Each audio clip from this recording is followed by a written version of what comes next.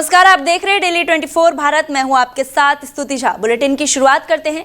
जंतर मंतर पर प्रदर्शनकारी छात्रों के साथ कथित दुर्भाग्यपूर्ण व्यवहार के मामले की सुनवाई को लेकर सुप्रीम कोर्ट ने बड़ा कदम उठाया है। सीजेआई सूर्यकांत ने कहा है कि छात्रों की शिकायतों की जांच के लिए एक विशेष कमेटी गठित की जाएगी और कमेटी में सुप्रीम कोर्ट के पूर्व जज, हाईकोर्ट के पूर्व चीफ जस्टिस और रिटायर्ड वरिष्ठ पुलिस अधिकारी भी शामिल होंगे। कमेटी हर पीढ़ी की बात सुनेगी और उनसे अपना पक्ष रखने का पूरा मौका देगी।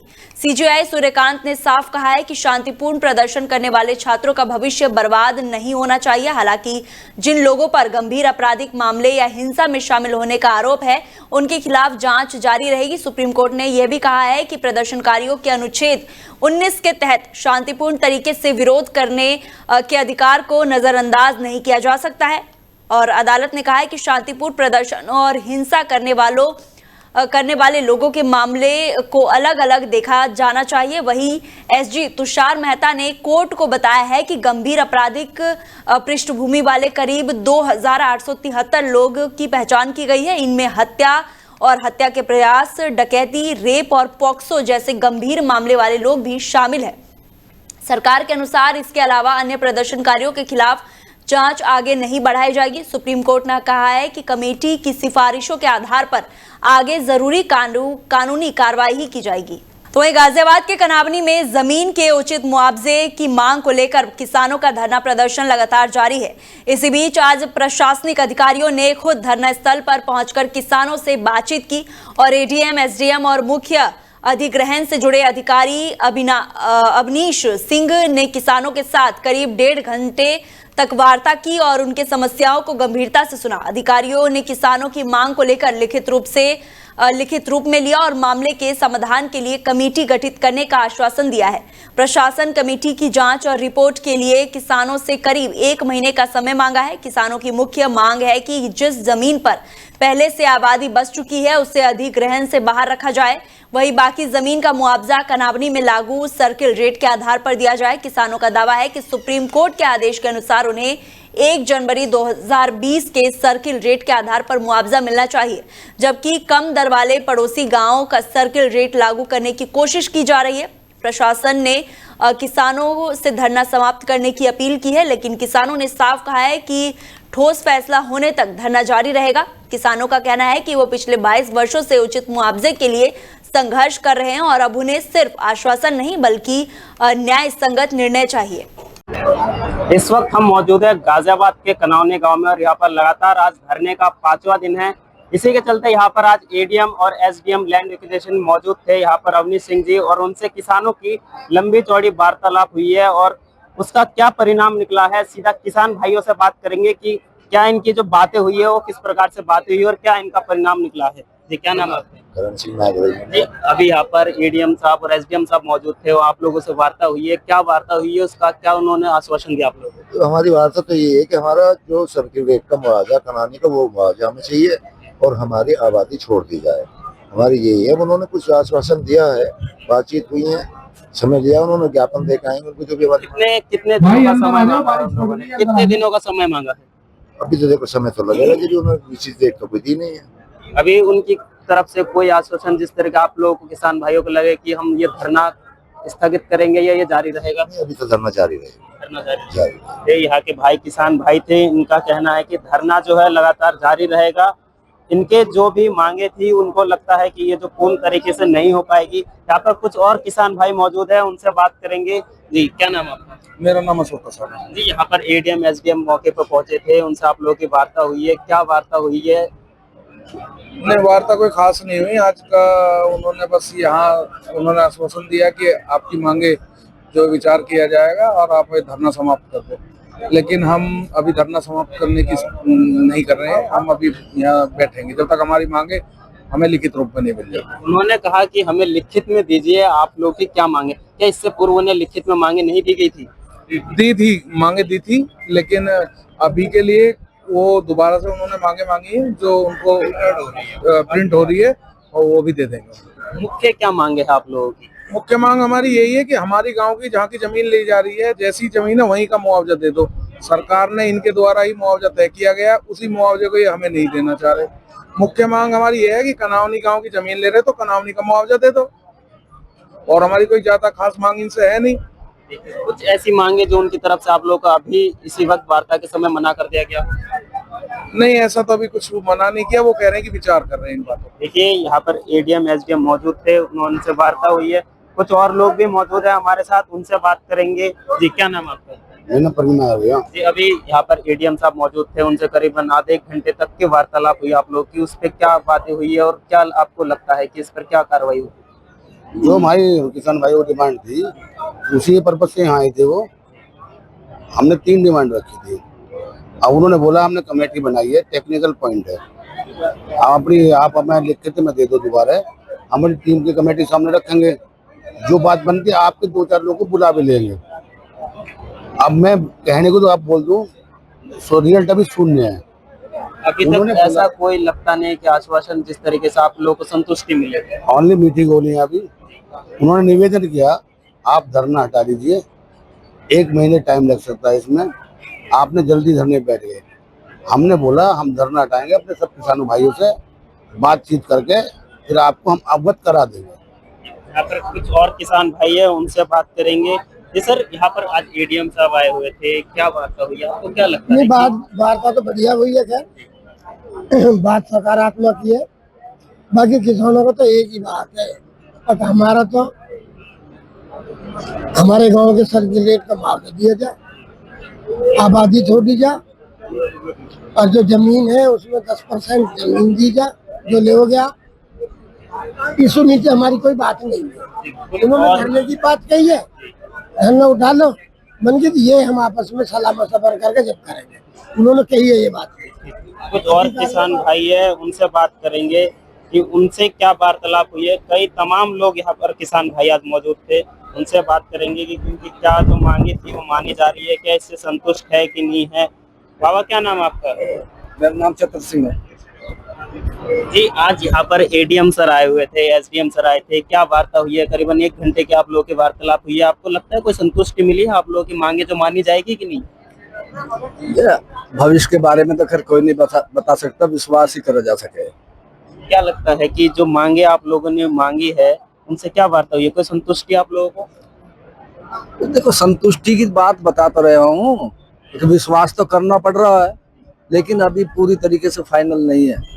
ये धरना आप लोगों का ये चलता रहेगा, हमारा धरना चलता रहेगा जब तक यहाँ नोटिस में आएगा नहीं कुछ भी, जब तक चलता रहेगा। देखिए, यहाँ पर किसान मौजूद है, फिलहाल इनका कहना है कि कुछ और भी किसान है यहाँ पर, किसान मौजूद है, उनसे बात करेंगे कि क्या इन एडीएम मौजूद थे, उनसे इनकी क्या वार्तालाप हुई है, क्या चीजें हुई है। जी, क्या नाम आपका? भैया मेरा नाम ऋषिपाल है। तो इनका बता, आप आए तो आप ही हम क्या बता। तो ये कनावनी के किसान थे, इनका कहना है कि हालांकि इनको जो एडीएम और एसडीएम प्रशासनिक अधिकारी आए थे उनसे संतुष्टि तो नहीं मिली। उनकी प्रशासन अधिकारियों ने कहा कि धरना खत्म कर दे, पर यहाँ के किसानों का मानना है कि जब तक उन्हें लिखित में जवाब ना मिले तब तक ये धरना जारी रहेगा। गाजियाबाद से राकेश दास की रिपोर्ट, डेली 24 भारत।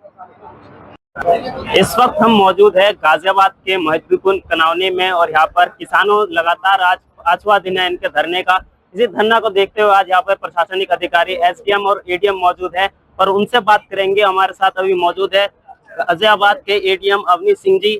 जी सर, आज यहाँ पे किसान लगातार आज उनका 5वां दिन है जो धरना देकर बैठे हैं। इनकी कुछ मुख्य मांगे हैं, क्या मांगे, और सर आपकी जो प्रशासन की तरफ से इनको किस प्रकार से देखा जा रहा है? प्रशासन द्वारा वार्ता की जा रही है, सकारात्मक तरीके से देखा जा रहा है। जो भी विधिक और उचित और सकारात्मक तरीके से निर्णय है उस पर निर्णय लिया जा रहा है। जिस इनकी मुख्य मांगे क्या है सर किसानों की, जो अभी यहाँ पर जो इतने लंबी चौड़ी जो वार्तालाप हुई उस पर? अधिग्रहण से संबंधित मांगे हैं और आबादी से संबंधित मांगे हैं, जिसको देखा जा रहा है। जी, देखिए, यहाँ हमारे साथ मौजूद थे गाजियाबाद के एडीएम अवनी सिंह जी, और इन्होंने कहा कि किसानों की जो भी मांगे थी उनको हाल फिलहाल में जो देखा जा रहा है उस पर आगे की जो है कमेटी बनाई जाएगी, उसके बाद निर्णय लिया जाएगा। गाजियाबाद से राकेश दास की रिपोर्ट, डेली 24 भारत। जब से ये लोग बैठे हैं उससे पहले भी इन लोगों से वार्ता लगातार होती रही है। वार्ता के अनुक्रम में इनके द्वारा जो मांग दी गई है वो सुना गया है, उसके संबंध में पहले से भी संज्ञान में है।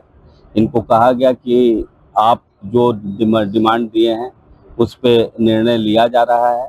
आपको निर्णय की प्रक्रिया में सहभागिता बनाई जाएगी और जो मांग दी है उसके संबंध में अवगत कराया जाएगा। मुख्य मांग क्या है जिससे बाधित हो रहे हैं?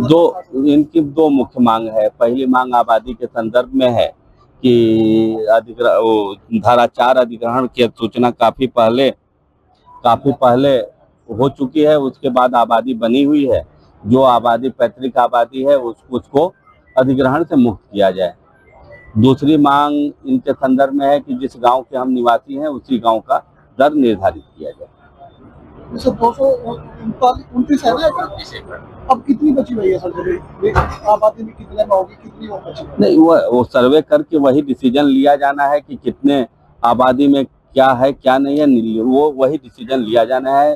क्योंकि इसमें दिक्कत यह है कि एक खतरे में आधी छूटी हुई है, आधी पे आबादी बनी हुई है। तो जितनी आबादी बनी हुई है वो डिमार्केट करके वो उस पर निर्णय लिया जाना है। जब से ये लोग बैठे हैं उससे पहले भी इन लोगों से वार्ता लगातार होती रही है। वार्ता के अनुक्रम में इनके द्वारा जो मांग। तो मुजफ्फरनगर के खतौली क्षेत्र के जधेड़ी जटाव गांव में जलभराव की समस्या ने ग्रामीणों की परेशानी बढ़ा दी है। गांव के मुख्य मार्ग पर करीब 1 फुट से ज्यादा गंदा पानी जमा हो गया है और इसके चलते लोगों को आने जाने में भारी दिक्कतों का सामना करना पड़ रहा है। ग्रामीणों का आरोप है कि स्कूली बच्चों को भी इसी गंदे पानी से होकर स्कूल जाना पड़ रहा है। लंबे समय से जलभराव के चलते रास्ते की स्थिति खराब हो गई है और ग्रामीणों को मजबूरी में इसी पानी के बीच से गुजरना पड़ रहा है। स्थानीय लोगों का कहना है कि समस्या को लेकर कई बार शिकायत की जा चुकी है, लेकिन अब तक इसका स्थायी समाधान नहीं हो पाया है। ग्रामीणों ने गंदे पानी के कारण संक्रमण और बीमारियां फैलने की आशंका भी जताई है। वहीं गांव के तालाब से पानी की निकासी को लेकर भी सवाल उठ रहे। ग्रामीणों का आरोप है कि तालाब की भूमि पर कथित अवैध कब्जे के कारण पानी की निकासी का रास्ता बंद हो गया है। इससे जल भराव की समस्या और गंभीर हो गई है। ग्रामीणों ने प्रशासन से जल भराव की समस्या का जल्द समाधान कराने और तालाब की भूमि से कथित कब्जे हटाकर पानी की निकासी सुचारू करने की मांग की है। वहीं मुजफ्फरनगर में 22 दोषियों को मृत्यु दंड की सजा सुनाने वाले अपर जिला एवं सत्र न्यायाधीश फास्ट ट्रैक कोर्ट संख्या 3 के पीठासीन अधिकारी रवि कुमार दिवाकर ने अपनी सुरक्षा व्यवस्था में बदलाव को लेकर आपत्ति जताई। बताया जा रहा है कि सुरक्षा कर्मियों को बदलने के आदेश के बाद न्यायाधीश ने संबंधित अधिकारियों को पत्र लिखकर नाराजगी जाहिर की। उन्होंने आरोप लगाया कि उनकी अनुमति के बिना सुरक्षा में तैनात पुलिसकर्मियों को बदला गया। पत्र में न्यायाधीश ने आरआई उदल सिंह पर सिपाहियों की ड्यूटी लगाने के कथित तौर पर पैसे लेने जैसे गंभीर आरोप लगाए। हालांकि इन आरोपों की स्वतंत्र पुष्टि नहीं हुई है। गौरतलब है कि न्यायाधीश रवि कुमार इससे पहले भी अपनी सुरक्षा को लेकर पुलिस अधिकारियों को पत्र लिख चुके हैं। 2022 में भी उन्होंने सुरक्षा कर्मी की गैरहाजिरी और सुरक्षा व्यवस्था में लापरवाही को लेकर शिकायत की थी। वहीं 2024 में उन्होंने अंतरराष्ट्रीय नंबरों से धमकी भरे कॉल आने की जानकारी पुलिस को दी थी। अब मुजफ्फरनगर में सुरक्षा कर्मियों के बदले जाने को लेकर न्यायाधीश की आपत्ति के बाद पुलिस महकमे में हलचल बढ़ गई है। मामले में अधिकारियों की ओर से क्या कार्रवाई होता है, इस पर सबकी नजर बनी हुई है। तो वही मुजफ्फरनगर की फास्ट ट्रैक कोर्ट संख्या 3 ने बड़े भाई की निर्मम हत्या के करीब 3 साल पुराने मामले में मंगलवार को बड़ा फैसला सुनाया है। अदालत ने दोषी छोटे भाई सुखपाल को उम्र कैद की सजा सुनाई है। साथ ही उस पर 1 लाख रुपए का जुर्माना भी लगाया है और सजा सुनाए जाने के बाद दोषी को पुलिस अभिरक्षा में जेल भेजा गया। मामला 22 अप्रैल 2023 का है। शाहपुर थाना क्षेत्र में खेत पर ट्रैक्टर ट्रॉली निकालने को लेकर भाइयों के बीच विवाद हुआ था। आरोप के मुताबिक विवाद बढ़ने पर छोटे भाई सुखपाल ने अपने बड़े भाई तेजवीर के साथ मारपीट की और उसके ऊपर ट्रैक्टर चढ़ा दिया। गंभीर रूप से घायल तेजवीर की इलाज के दौरान मौत हो गई और मृतक के बेटे सोनू की शिकायत पर पुलिस ने मुकदमा दर्ज कर आरोपी सुखपाल को गिरफ्तार कर जेल भेज दिया। मंगलवार को फास्ट ट्रैक कोर्ट 3 के न्यायाधीश रवि कुमार दिवाकर ने मामले में दोषी सुखपाल को आजीवन कारावास और 1 लाख रुपए का अर्धदंड की सजा सुनाई है। सरकारी अधिवक्ता कुलदीप कुमार के मुताबिक अभियोजन पक्ष ने सत्ता गवाह पेश किए और मजबूत पैरवी के जरिए आरोप साबित किए। अदालत ने भाई की हत्या को बेहद गंभीर और निर्मम कृत्य मानते हुए टिप्पणी भी की है। आज फिर मुजफ्फरनगर न्यायालय ने उम्र कैद की सजा दी है, क्या है मामला? ये है कि घटना 22/4/2023 9:30 बजे की है। तेजवीर जो अभियुक्त है सुखपाल, इसके बड़े भाई थे। ये अपने खेत से ट्रैक्टर ट्रॉली निकाल रहे थे राजवीर सिंह, तो उसने मना किया तेजवीर सिंह ने। तो इसी बात को लेके इसके अपने बच्चों ने, सुखपाल के और उसके पत्नी ने मिलकर उसके साथ झगड़ा किया, और झगड़े के बाद में जो ट्रैक्टर निकाले थे सुखपाल सिंह, वो ट्रैक्टर अपने भाई के ऊपर उस चढ़ा दिया। तो वहीं थाना भवन नगर पंचायत को स्वच्छ, सुंदर और प्लास्टिक मुक्त बनाने के लिए प्रशासन की ओर से लगातार अभियान चलाया जा रहा है। इसी क्रम में अधिशासी अधिकारी जितेंद्र राणा के नेतृत्व में नगर क्षेत्र के बाजारों और दुकानों पर सिंगल यूज प्लास्टिक एवं पॉलीथीन के खिलाफ व्यापक जांच अभियान चलाया गया। अभियान के दौरान पॉलीथीन का इस्तेमाल करते पाए गए दुकानदारों पर कार्रवाई की गई। नगर पंचायत टीम ने नियमों का उल्लंघन करने वालों दुकानदारों से कुल 4,500 रुपए का जुर्माना वसूला। अधिकारियों ने बताया है कि अभियान का उद्देश्य केवल जुर्माना वसूलना नहीं, बल्कि दुकानदारों और आम लोगों को पॉलीथीन से होने वाले पर्यावरणीय नुकसान के प्रति जागरूक करना भी है। लोगों से प्लास्टिक का इस्तेमाल ना करने और स्वच्छता बनाए रखने की अपील की गई है। अधिशासी अधिकारी जितेंद्र राणा के निर्देश में नगर पंचायत की ओर से स्वच्छता और पर्यावरण संरक्षण को लेकर ऐसे अभियान भी जारी रखने की बात कही गई। नगर पंचायत का आदेश साफ है, पॉलीथीन हटेगा, पर्यावरण बचेगा और स्वच्छ थाना भवन का संकल्प मजबूत होगा। तो वहीं नोएडा में थाना सेक्टर 20 पुलिस ने करोड़ों रुपए की चोरी के मामले का खुलासा करते हुए 6 आरोपी को गिरफ्तार किया है। पुलिस की कार्रवाई के दौरान आरोपियों के कब्जे से 1 करोड़ और 48 लाख रुपए नकदी बरामद हुई। इतनी बड़ी रकम देखकर पुलिस भी हैरान रह गई। पुलिस के मुताबिक बरामद रकम 500 रुपए के नोटों की 296 गड्डियां शामिल है। इसके अलावा आरोपी के कब्जे से बिना नंबर प्लेट की कार भी बरामद की गई है। पुलिस जांच के अनुसार आरोपियों ने निवेश के नाम पर गोली लोगों से बड़ी रकम ली थी और कथित तौर पर पैसा वापस नहीं मिलने के बाद चोरी की वारदात को अंजाम दिया गया था। इस मामले में मुख्य आरोपी अवनीश समेत कुल 6 आरोपी को गिरफ्तार किया गया है। फिलहाल पुलिस आरोपियों से पूछताछ कर रही है और पूरे मामले में पैसे के लेन देन, चोरी की साजिश और अन्य लोगों की भूमिका भी जांच की जा रही है। बरामद की गई बड़ी नकदी को लेकर पुलिस ने इनकम टैक्स विभाग को भी जानकारी दी है। अब जांच एजेंसी ये पता लगाने में जुटी है कि इतनी बड़ी रकम कहां से आई और इसका इस्तेमाल किस उद्देश्य से किया गया था। पुलिस ने एक गैंग पकड़ा जिनके पास से भारी कैश बरामद हुआ। किस तरह का मामला और कितने लोग गिरफ्तार हुए? देखिए, एक वासुदेव नाम के व्यक्ति है जिनके एक लॉ फर्म है। इन्होंने थाना 20 में एक FIR पंजीकृत कराई थी। उसका कंटेंट ये था कि इन्होंने लगभग 1.5 करोड़ से 1 करोड़ 60 लाख के बीच का एक अमाउंट जो है इन्वेस्टमेंट के लिए आशीष सक्सेना, जो कि एक CA है, उसका ऑफिस है सेक्टर 58 और सेक्टर 62 में, उसको दिए थे।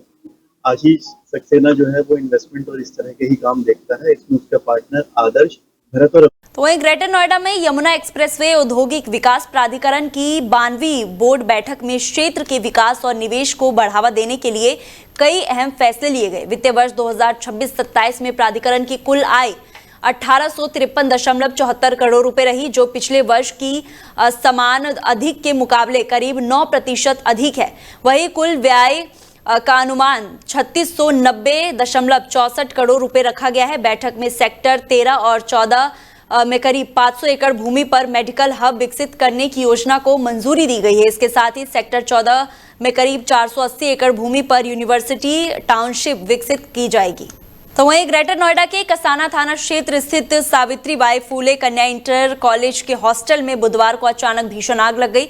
आग हॉस्टल की पहली मंजिल पर स्थित एक बंद कमरे में लगी, जहां फर्नीचर रखा हुआ था। कमरे में धुआं और आग की लपेटें उठती देख हॉस्टल में अफरा तफरी मच गई। घटना की सूचना तत्काल दमकल विभाग को दी गई। जानकारी मिलते ही फायर ब्रिगेड की टीम मौके पर पहुंची और कड़ी मशक्कत के बाद आग पर काबू पा लिया गया। और बताया जा रहा है कि जिस कमरे में आग लगी थी वो उस समय बंद था। गनीमत रही कि इस समय रहते आग पर नियंत्रण पा लिया गया और किसी तरह की जनहानि की सूचना नहीं है। तो बुलंदशहर के पहासू थाना क्षेत्र में दुकान की छत तोड़कर चोरी किए जाने का मामला सामने आया है। बाजार नानक जी दरवाजा स्थित दुकान में देर रात करीब 3 बजे कुछ लोगों द्वारा तोड़फोड़ और चोरी किए जाने की सूचना चौकीदार ने फोन कर दुकान मालिक को दी और पीड़ित को देखते ही सभी आरोपी मौके से फरार हो गए। पीड़ित का आरोप है कि दुकान के गले में रखी करीब 10 से 15 हजार रुपए की नकदी गायब मिली। इसके अलावा दुकान में हुई तोड़फोड़ से करीब 1.5 लाख रुपए का भी नुकसान होने का दावा किया गया है। घटना की सूचना तत्काल पुलिस विभाग को दी गई और पुलिस मौके पर पहुंची और फिलहाल पुलिस मामले की जांच में जुटी हुई है। ये मामला सर पासू थाने का है। मेरी मेन बाजार में दुकान है परचूनी की। 11 तारीख की रात को मेरे चौकीदार ने मुझे खबर दी 3 बजे कि साहब आपकी दुकान में कुछ गड़बड़ हो रही है, आप फटाफट जल्दी से भाग के जाती, बहुत जल्दी से देर मत करो। तो मैं अनान फनान में मेरी घरवाली, मैं, मेरा भाई, मेरी बच्चा और अनान फनान में फ़ौरन गया। तो फिर मैंने देखा जाकर तो धड़ा पड़ा कि जो एक तो नौशाद था, एक गफ्फार था, एक इकबाल था, एक तनवीर था और एक वो था का नाम हरीस। फटाफट के अपने घरों में फट देसी लाइट बंद करके फटक नीचे घरों में कूद गई। तो वहीं बुलंदशहर के खुर्जा कोतवाली क्षेत्र के गांव नेहरूपुर में घरेलू कलेश के चलते एक युवक द्वारा फांसी लगाकर आत्महत्या किए जाने का मामला सामने आया है। घटना के बाद परिवार में कोहराम मच गया और सचिन करीब 5 वर्ष पूर्व हापुड़ निवासी ज्योति से प्रेम विवाह हुआ था और बताया जा रहा है कि करीब 10 दिन पहले किसी बात को लेकर पति पत्नी के बीच विवाद हुआ था। विवाद के बाद ज्योति नाराज होकर अपने मायके चली गई थी। परिजनों के मुताबिक देर रात सचिन और ज्योति के बीच वीडियो कॉल पर भी किसी बात को लेकर विवाद हुआ था। इसके बाद सुबह सचिन का शव फांसी के फंदे से लटका मिला और शव मिलने की जानकारी परिजनों को मिली तो घर में चीख पुकार मच गई। घटना की सूचना मिलते ही पुलिस मौके पर पहुंची और पुलिस ने शव को कब्जे में लेकर पोस्टमार्टम के लिए भेज दिया है और फिलहाल पुलिस अब आत्महत्या के कारणों की जांच में जुटी हुई है। मेरा यशपाल सिंह नाम है। कौन सा गांव है ये गांव नेहरूपुर है। जो युवक ने फांसी लगाई है, क्या वजह रही है फांसी लगाने की? वजह दोनों मियाँ बीवी की वजह रही है। 10 दिन पहले वो आपस में लड़ाई झगड़ा या जैसे जो भी टेंशन हुई थी इन्हों में हुई थी, बाकी और कोई विवाद नहीं है। जब तक ये दोनों मियाँ बीवी का ही विवाद है। रात भी कोई विवाद हुआ? रात कोई विवाद की पता नहीं है क्योंकि मियाँ बीवी है ही नहीं यहाँ पे। 10 दिन से अपने मायके गई हुई है। बाकी रात भी खाना लड़के ने अच्छा खाया है। सुबह को देखा तो वो भी भतीजा के साथ सौरभ नाम का वो गया था मेरे पास भागा नो चाचा ऐसे बात है, गेट नहीं खोल रहा है और ऐसा बात हो गई है। आके सुबह देखा तो गेट तोड़ा है। फिर हमने 3-4 ने देखा तो वो सुबह फांसी पे लटका हुआ मिला है और फोन भी उसका अलमारी पर रखा हुआ स्लिप पे और वो फोन भी चालू ही होगा जिससे कि स्विच ऑफ हो गया उसका। हो सकता है वीडियो कॉलिंग चल रही हो या रिकॉर्डिंग की हो, वो पुलिस के साथ में दे दिया, पुलिस के हाथ में, जिससे कि एविडेंस मिल सके क्या है क्या नहीं है, क्या वारदात हुई है क्या नहीं है। इस वजह से ये बात हुई है। जो भी मामला है पारिवारिक मामला इन दोनों मियाँ बीवी का ही। तो फिलहाल बुलेटिन में इतना ही। आप देखते रहिए डेली 24 भारत। नमस्कार।